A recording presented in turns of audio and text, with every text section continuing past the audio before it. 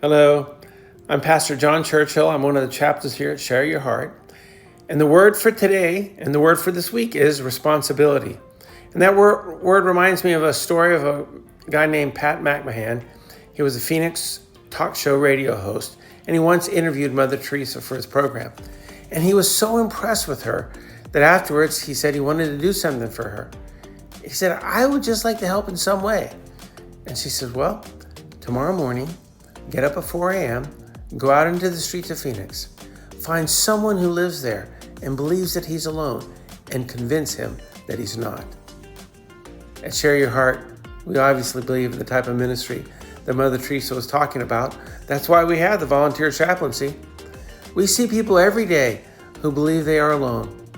Some of them live in your neighborhood, some of them work in your building. They certainly are in our community. The world is full of people who believe that they are alone, living empty and isolated lives. And it's up to you and me to make a difference. The Bible clearly emphasizes that you and I have the responsibility to others. And when you have the ability or the power or the opportunity to step in and help someone, you have the responsibility to do it. Paul talked about this very thing in the 6th chapter of Galatians.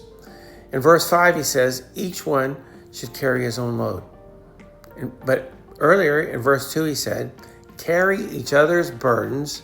In this way, you fulfill the law of Christ.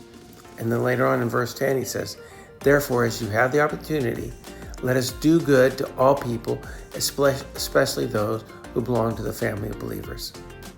We have the responsibility to care for ourselves. And when we do, we are in a better place to fulfill that responsibility to care for others. This week, take care of yourself. Take care of yourself physically and mentally and emotionally and spiritually. And then go out and care for people by meeting their physical needs, by helping them get the mental and emotional help that they need.